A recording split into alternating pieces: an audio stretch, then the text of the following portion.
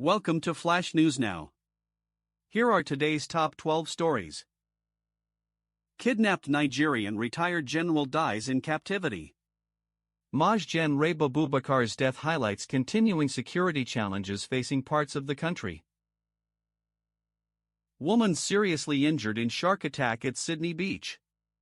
The woman, 35, was pulled from the water by members of the public and then airlifted to hospital, police say. Iranians divided on peace prospects after US-Iran say a deal is near. Iranians gave mixed reactions as Iran and the US said they were close to an interim agreement to end the war. Trump's name being removed from Kennedy Center after judge order. Crews erected scaffolding on Friday as onlookers gathered into the evening, though storms delayed the work until Saturday. Lots of things can still go wrong with US-Iran deal to end the war. Henry Encher says the US-Iran agreement is not a final settlement but only the start of a process that can go wrong. Iran announces funeral, burial dates for late Supreme Leader Khamenei.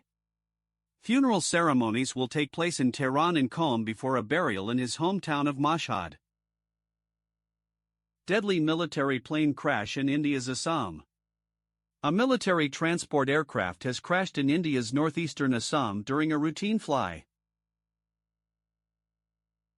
Red Circle Middle East War Live. Pakistan PM says US-Iran deal will likely be finalized within 24 hours. The Pakistani premier's assertion that a U.S.-Iran accord could be sealed within a day injects a rare diplomatic pivot into a conflict that has already reshaped supply chains, alliance calculations and domestic politics across the Middle East. A swift resolution would undercut Tehran's leverage over Washington, potentially curbing Iran's support for proxy militias that have amplified the Israel-Hamas war and threatening to recalibrate the balance of power that Hezbollah, the Houthis and other Iran-aligned groups have been exploiting. Simultaneously, the timing aligns with a looming OPEC Plus production review and a volatile oil market. Any de-escalation could ease price pressures that are feeding inflationary fears in Europe and Asia. World Cup Debrief, Day 2, Team USA dominate Paraguay, Canada earn 1 point.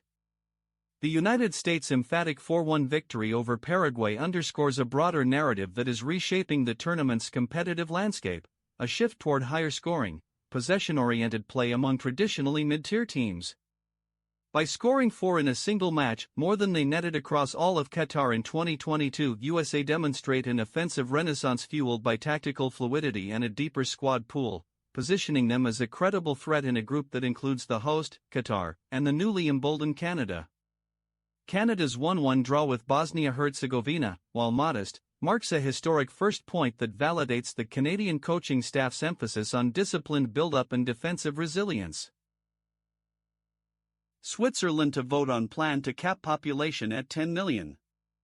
Switzerland's referendum on its sustainability initiative that would freeze the national population at 10 million arrives at a moment when the country is wrestling with 3 converging pressures: a housing shortage that has pushed prices to record highs, a strained welfare system strained by an aging demographic, and a political climate in which the right-wing Swiss People's Party, SVP, is leveraging immigration as its chief electoral weapon. By tying the cap to environmental sustainability, the SVP hopes to reframe a traditionally xenophobic agenda in climate-friendly language, while opposition parties warn that the measure would cripple labor markets already dependent on foreign skilled workers and exacerbate demographic decline. Football. Why is India struggling to play the world's most popular sport?